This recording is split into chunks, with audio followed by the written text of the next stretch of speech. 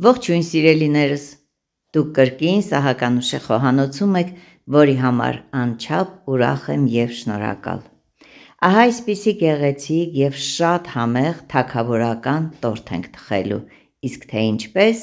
մնացեք ինձ հետ և ամեն ինչ մանրամասնորեն կիմանաք։ Ինչպես գիտեք, սովորություն ունեմ բոլոր բաղադրիչները միանգամից ցուցադրել, որից հետո սկսենք աստիճանաբար ավելացնել մեկը մյուսին։ Եվ այսպես, այս գեղեցիկ և շատ համեղ թագավորական տորթի համար մեզ անհրաժեշտ է 200 գրամ կարագ, շաքարավազ, կաթ, կակաո, կոնյակ։ Այս բաղադրիչները մեզ անհրաժեշտ են կրեմի համար, որը ինչ չափի է ես կգրեմ մանրամասնորեն։ Խմորի համար 10 ձու, շաքարավազ, ընկույզ, վերցրել եմ 300 գրամ ընկույզ և օսլա, եգիպտացորենի օսլա, որը խմորի մեջ շատ ավելի թեթև է ստացվում։ Հիմա այս ամբողջ ընկույզը ես կդնեմ ջեռոց 8-ից 10 րոպե 100 աստիճանում, մի փոքր կբովենք։ Ահա, արդեն բովեցի առաջին հերթին, սա պիտի անեմ ես, որից հետո կթողնեմ հովանա և բլենդերով կմանրացնեմ։ Այժմ դեղնուցը և սպիտակուցը առանձնացրեցինք իրարից,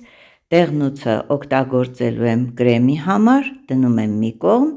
իսկ սպիտակուցով պիտի պատրաստենք այս հետաքրքիր խմորը, որը ալյուր չի պարունակում։ Մի պտղուն ծաղ եմ ավելացնում և հարում ենք այնպես, ինչպես գիտեք, ինչպես սովոր ենք հարելու, մինչև ինքը կթանձրանա։ Թանձրանալուց հետո աստիճանաբար ավելացնում եմ մի բաժակ շաքարավազը։ Հարում եմ 8-ից 10 րոպե, պարտադիր, գոնե 8 րոպեն պարտադիր պիտի լինի, սա մի քիչ կախված է ձեր հարիչի հզորությունից, ես 10 րոպե հարում եմ, որից հետո ստացվում է այսպիսի շատ գեղեցիկ մի զանգված, շատ պինդ, թանձր, և եթե նույնիսկ ափսեն շրջենք, ոչ մի բան չխախտվի։ Եվ ավելացնում եմ օսլան, 40 գրամ օսլա պիտի ավելացնեմ։ Հարում եմ հարիչով մի րոպեի չափ, գուցե այդքան էլ չտևի, մինչև զգանք, որ օսլան արդեն ձուլվեց մեր այս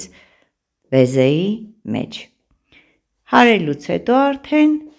դե պարզ է պիտի ավելացնեմ ընկույզը։ Շատ անուշ է բուրում, յուրահատուկ համ ու հոտ է ստանում ընկույզը, երբ որ մի թեթև բովում ենք։ Իհարկե բոլոր խմորեղենների ժամանակ չէ, որ բոված ընկույզ է մեզ պետք, բայց այս դեպքում անպայման պիտի բովենք։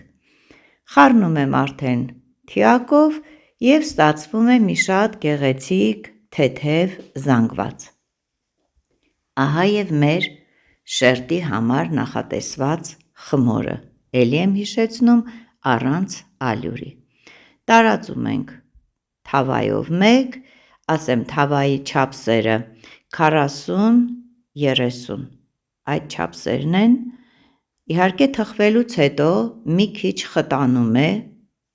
հետո կտեսնենք արդեն բաժանելու ժամանակ ինչպես ենք մենք կողմնորոշվելու։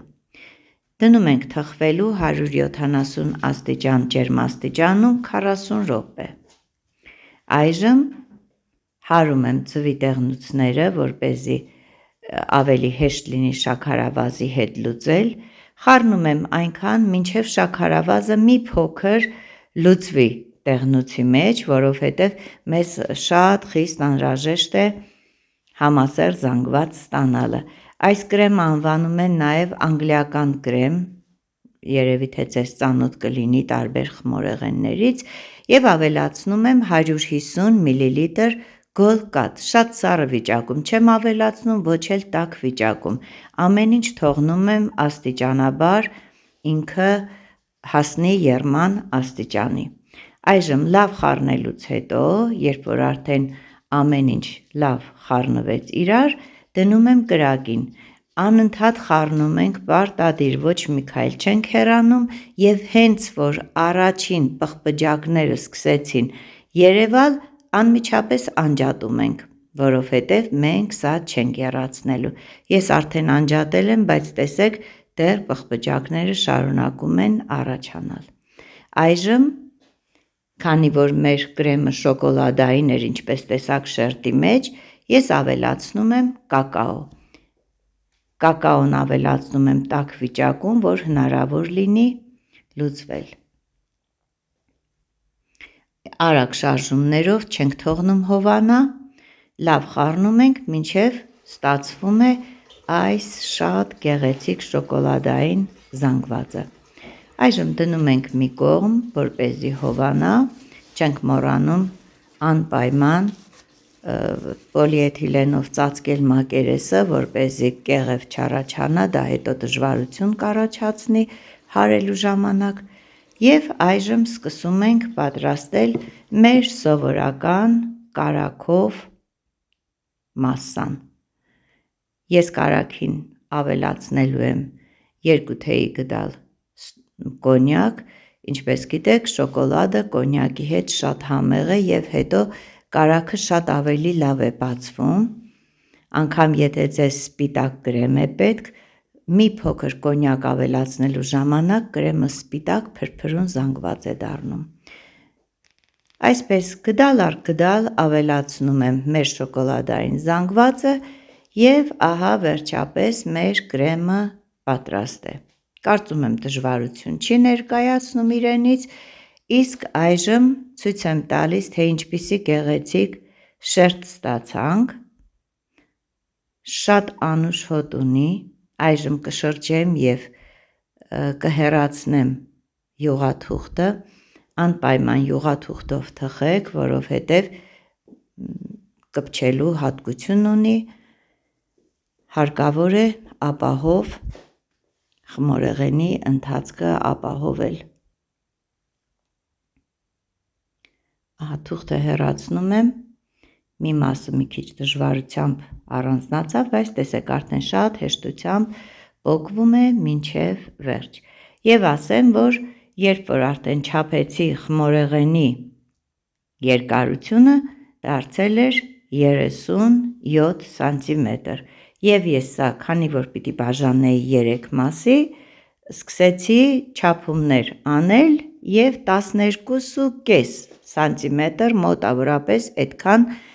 երկլայնությամբ սկսեցի կտրտել այս խմորեղենը։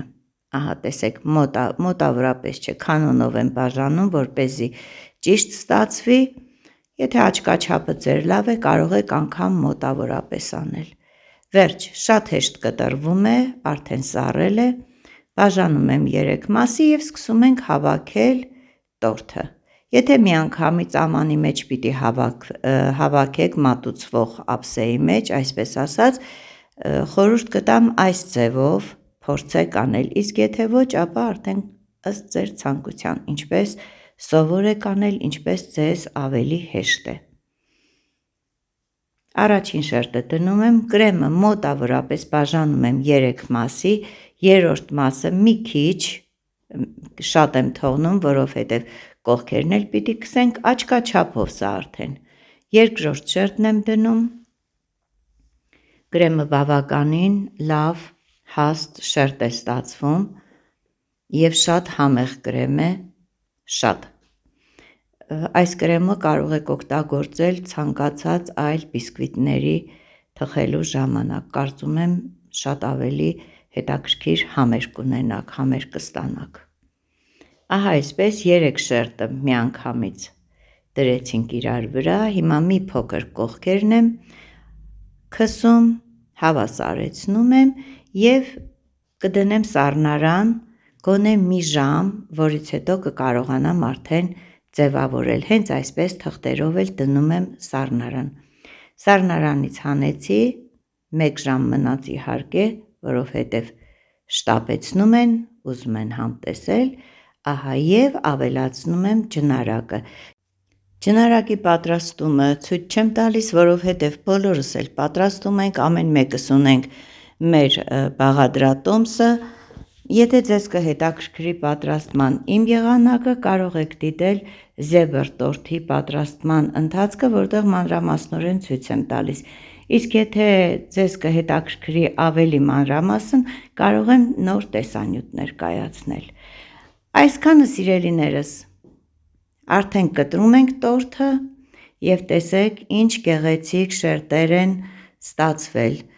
ընկույզը, շոկոլադը, նորից ընկույզը, նորից շոկոլադը և ի վերջո վրան այս գեղեցիկ համեղ ջնարակը, գլազուրը, այսպես ասած։ Դե ինչ, ես արդեն ավարտեցի իմ աշխատանքը, ուզեցի ձեր հետ կիսվել այս գեղեցիկ, համեղ և երևի թե մոռացված բաղադրատոմսով, ինքներդ էլ պատրաստեք, ձեզանից կխլի ընդամենը 1 ժամ 30 րոպե, ոչ ավել։ Դե ինչ սիրելիներս, կրկին ասում եմ, շնորհակալություն և ցտեսություն, մինչ նոր հանդիպում։